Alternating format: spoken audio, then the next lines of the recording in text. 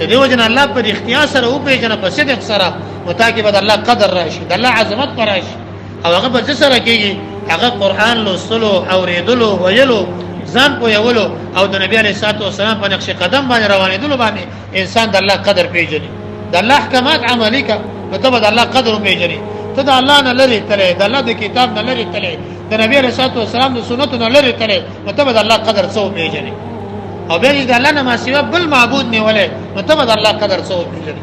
د الله قدر خو هغه سره پیژني چې لږ جمع پیژني جمعات پیژني قران پیژني د دې احکامات پیژني نبی رسول الله والسلام پیژني دغه سنت طریقې پیژني نو د الله قدر ورته معلوم شي چې د الله عظمت بیانېږي او ډیر عظیم آیات دي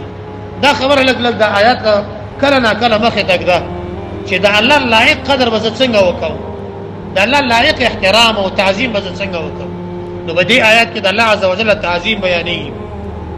دویم دې کې د الله قدر بیانېږي قدر مرتبه عظمت شان د الله چې څومره عظیم قدر د الله دی د الله عظمت دی د الله لویواله دی د الله شان دی او رد په مشرکانو باندې او دارنګ رد په هغه خلکو باندې چې کله دیو ته صحیح اولیاء معرفي شي او د دیو دا کمزوري اولیاء چې ولی کېدل نشي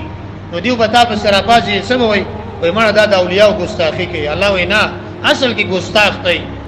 ته د الله ګستاخی کوي چې الله دې پر خوتل دی او داسې کمزور مخلوق په سره روان شي د الله دربار ته نه ورځي د الله دربار ته आवाज نه کې هغه ته حاضری نه ورکې او د غیر الله دربار ته روانه نو اصل کې تا د الله ګستاخی کړي د الله به قدرې دې کړي دا او موحد یقینا د الله قدر کړي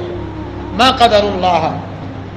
دیو ځان په حق غړي نو ته ورته دا خبره وکړي چې راشه د الله قدر وکړي الله په جنا او د الله قدر وکړه د غیر الله قدر مکوا دی ولی شرک واقع شوی دی نو جواب داګه دا دی چې دیو الله پر اختیار سره نه دی پیژندل د دې وجه الله پر اختیار سره او پیژنه په صدق سره متاکي بد الله قدر راشي د الله عظمت پر راشي او هغه په سره کېږي هغه قران لوستلو اوریدلو ویلو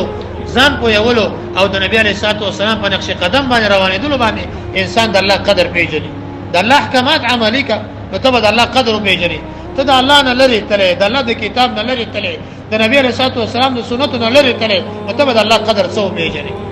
او به د الله نه ما سوا بل معبود نه ولې مطلب د الله قدر څو پیژني د الله قدر خو هغه سره پیژني چې لږ جمع پیژني جمعات پیژني قران پیژني د دې احکامات پیژني نبی علیه الصلاه والسلام پیژني دغه سنت طریقې پیژني نو د الله قدر ورته معلوم شي